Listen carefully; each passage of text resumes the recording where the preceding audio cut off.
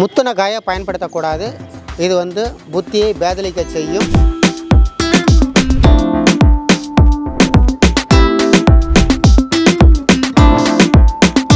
காரையில் அவங்களோட எச்சிலையே துப்பணும். அவங்களோட எச்சையவே துப்பி பிஞ்சை வச்சு நல்ல கல்லில் மைய நசுக்கி, எப்போல்லாம் அவங்களுக்கு அந்த மூச்சு திணறல் வருது, சுவாசிக்க திணறாங்களோ அப்போ எல்லாம் பார்த்திங்கன்னா இதை ஒரு 2-3 முறை அந்த புகையை இழுத்தாங்க அப்படின்னா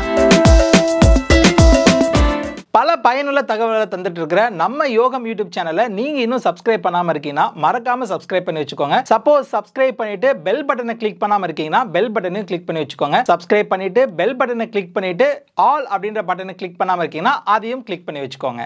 நன்றி. யோகா மீடியா நேயர்கள் அனைவருக்கும் வணக்கம். இப்போ நாம் பார்வைக்கு வச்சுருக்கிறது பார்த்திங்க அப்படின்னா இதுதான் ஊமத்தை. இது ஊமத்தையில் கரு ஊமத்தை வகையை சார்ந்தது. ஊமத்தையில் நிறைய வகைகள் இருக்குது.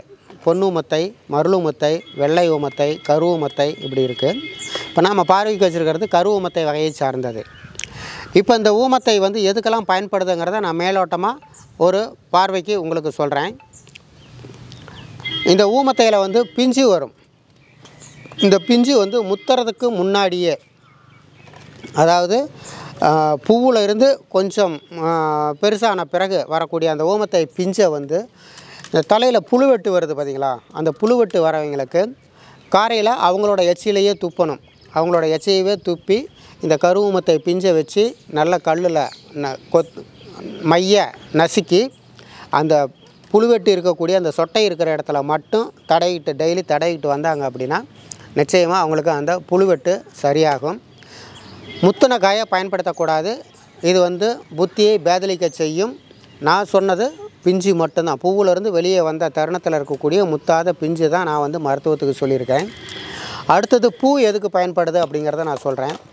நாள்பட்ட ஆஸ்துமா நோயால், வீசிங்கால் பாதிக்கப்பட்டவங்களுக்கு ஒரு எளிய ரெமெடி என்ன அப்படின்னு பார்த்திங்கன்னா, இந்த கருவமத்தையில் வரக்கூடிய அந்த பூ அதை எடுத்துக்கணும். அந்த பூவை வந்து மையத்தில் இருக்கக்கூடிய அந்த சூல் தான் நமக்கு வந்து மருந்து. அந்த தண்டு இருக்குது பார்த்திங்களா, அந்த தண்டு தான் நமக்கு மருந்து.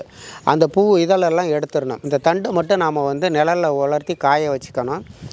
அதை வந்து என்ன பண்ணணும்னு பார்த்திங்கன்னா, அதாவது புகையிலை சுருட்டு சுற்றுற மாதிரி இதை வந்து சுற்றிக்கணும். ஏதாவது ஒரு இலையில் வச்சு சுற்றிக்கணும். சுற்றி இதை எப்போல்லாம் அவங்களுக்கு அந்த மூச்சு திணறல் வருது, சுவாசிக்க திணறாங்களோ அப்போ எல்லாம் பார்த்திங்கன்னா இதை ஒரு 2-3 முறை அந்த புகையை இழுத்தாங்க அப்படின்னா அந்த உள்ளே தேங்கி இருக்கக்கூடிய அந்த சளி கழிவுகள், அந்த மூச்சு திணறலை ஏற்படுத்தக்கூடிய அடைப்பு ஏற்படுத்தி இருக்கிற கழிவுகள் எல்லாம் கரைஞ்சி வெளியில் வந்துடும். இருமல் வந்ததையும் துப்புனாங்கன்னா வெளியில் வந்துடும்.